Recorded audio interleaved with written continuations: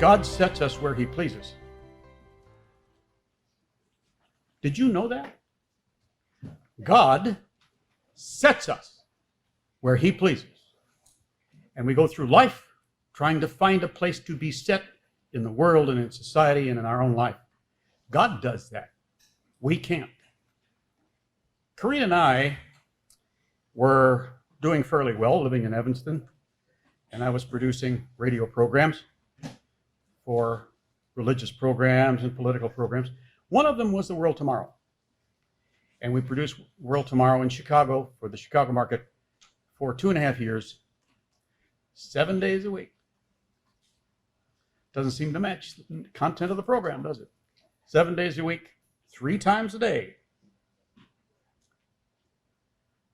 And an offer came. This is astounding. Phone rang. This offer came literally out of the blue from people we didn't know in a city we'd never been to, either one of us. Corinne grew up in Chicago. I grew up in the country on a farm. And they made an offer. They said, we want you to come out here and be a staff announcer on the #1 radio station in Rockford. Now, how that happened is a long story. I finally found out. Anyway, the offer was too good to stay there. We wanted to work in Chicago, but okay. So went out to Rockford. 52 years later, we're still here. Didn't go up the ladder too well in radio. And what happened when we moved here was I began to study what Ted Armstrong was saying. That's who was on the air back then. And ultimately, I and Corinne were called into the church. And 2 years later, in July 1972, Don Waterhouse began pastoring the Rockford Worldwide Church of God. You understand, God called us both into his church, but not here, not in Rockford. He called us in Arlington Heights, where, for those of you who are aged enough to remember, they parked your car for you by asking you, when are you leaving? Oh, an hour or two after service is fine. We put you back in there where you can't get out because we have to put people in front. It's okay with my car. It had no reverse, so we had to push it out. Anyway, you know, Don Waterhouse took a look at how many were out here. He looked on a map, and Pasadena asked him to start Bible studies. So for a year, we met at the Harmony Singing Society, which, by the way, that building is still there. Rockford has a lot of singing societies, male and female. They are choirs that just do that. Big ones, beautiful stuff they do. You say, where's that coming from? Well, there's a Swedish heritage here. And it's a kind of a club for folks, and we were allowed to rent that. And for a year, we were having about 70 to 80 people every week coming to the Harmony Singing Society for Bible studies. Don Waterhouse was giving those. And we had an old guitar amplifier because, we didn't spend any money. So we had this old guitar amplifier, and a little plug stuck in there, and I ran over to his microphone. Is this too quiet? Do we need to turn that up? Okay, we need to turn that up. Okay. So he was giving his Bible study, and little beknownst to me, I was supposed to be a radio guy, little beknownst to me, we had 110 volts across that microphone. And it was hot as if you stuck your fork in the wall socket. And he thought, well, it's not in the right place, and he reached up to move it down. So I heard about that later, and then I told him, well, it hurts when you do that. Don't do that.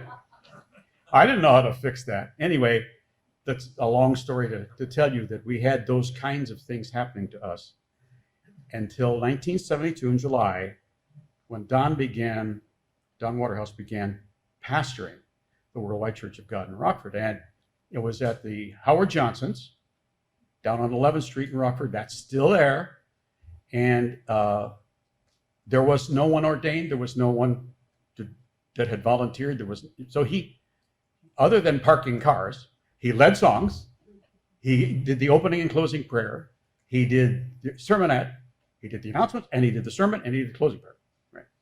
So he later on figured out that that's probably too much. But anyway, for the beginning, that's how it was. There were 174 people there. God set 174 people in that place. And here we are 52 years later, and 4 of them are still here. It's actually kind of amazing. They're Alice Heine, Janet Helwig, Corinne Morrison, and me. And we went around thinking there's a bunch of folks that may have been here, and we just checked, and turns out those are the only 4. But obviously, people have moved and had reasons to not be here, gone to other areas and so forth over the years. But God sets you, and he actually controls that setting, if you let him. God will guide your life, like he guided the lives of those people 52 years ago. And I'm very grateful that's the case. And he will do that if you give up your self-setting will. This doesn't sound like a big deal, self-setting. And yet that's what we do throughout our lives. As a matter of fact, when Christ said, if you want to be in the kingdom, you want to join the God family, deny yourself. You can't be setting yourself up as part of society.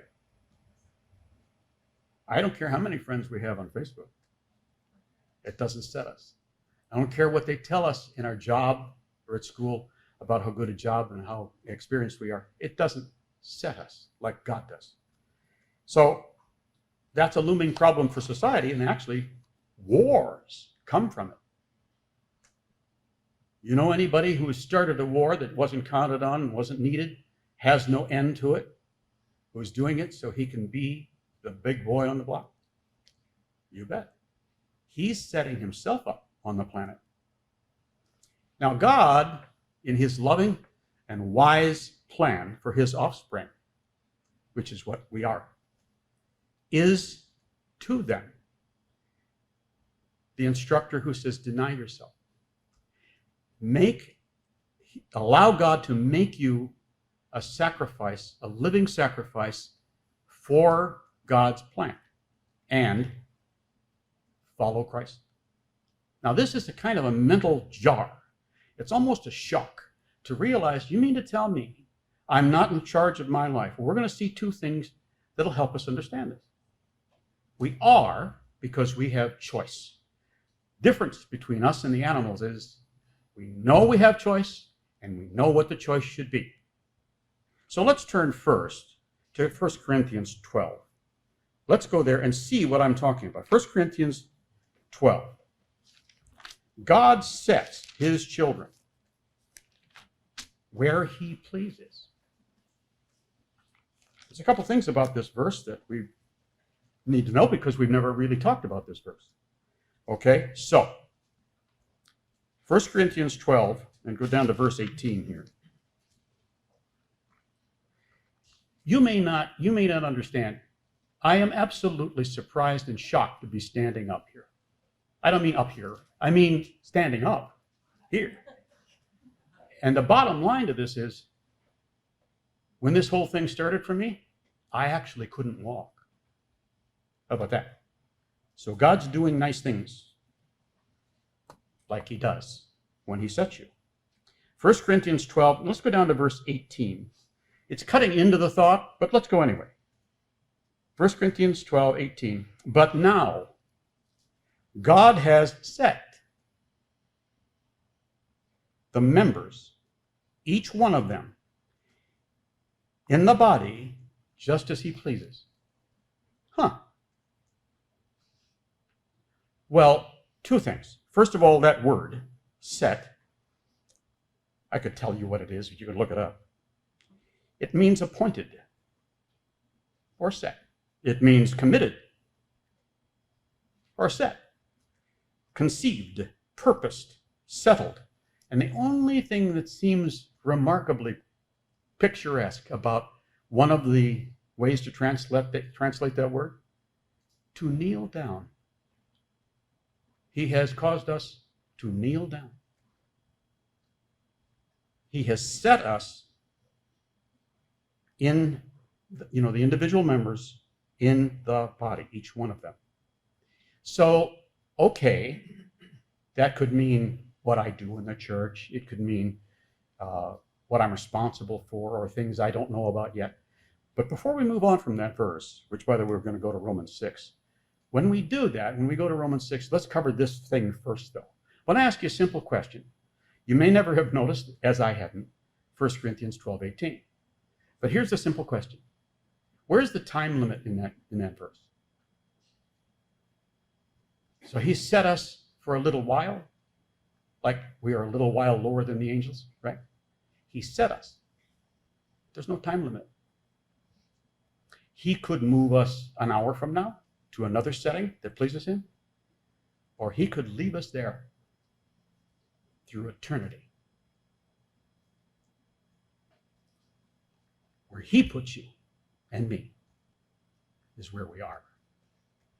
And all this stuff about making a place is illusion. Here's another illusion. Romans 6. Let's go back there and find that. But I'm in charge of my life. God wants me to make choices. I am in charge of my life. Well, God set you, so how in charge are you? Okay, well, this is something that the world literally ignores. Romans 6, go down to verse 16.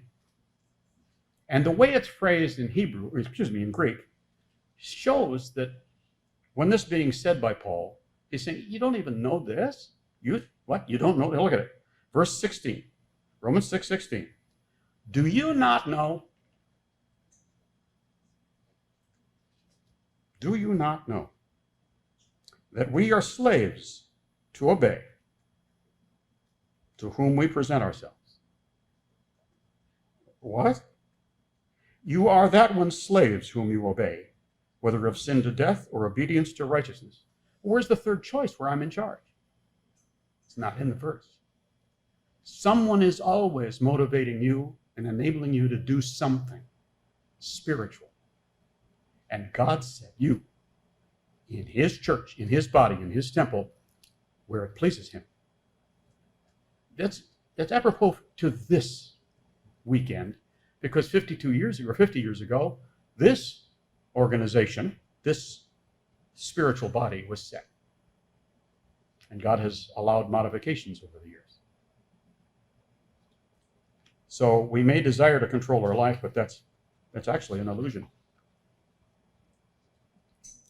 And as long as we're in Romans, and we don't have to go hardly any distance at all, maybe across the page, let's just look at Romans 12.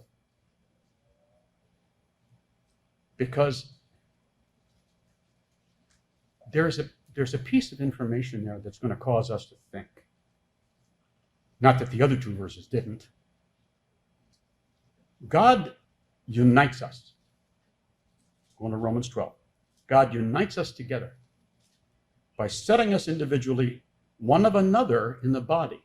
What did he just say? Romans 12, verse 5. Romans 12, 5. There's so much at the beginning of Romans 12. And by the way, notice that Romans 12, verse 1, starts out in reference to Romans 11. Okay, but let's go down to Romans 12, verse 5. So we being many, in verse 5, so we being many are one body. I don't get to be many. I don't get to be an individual. Yes, you do. God brought you forth from your mother. He's given you life. He's upheld you till now. He's giving you breath and mind and senses and his spirit right now, and you're an individual. So we're going to figure this out. So we, being many, are one body in Christ, and individually members one of another. So I'll tell you what I want to do. I want to have my own Sabbath with my own doctrines and my own way, and keep my own holy days my way. One of another. Can't be done. So if there is a fail-safe, it is that verse. We are together because God put us there and set us there. He sets his children in his body, not by our will, but his. And we may desire to control our life, but that's an illusion. And God actually unites us. No, nobody else does. I can remember one fellow said, I'm going to unite all the churches of God. And here's how I'm going to do it. Oh, that's a long time ago now.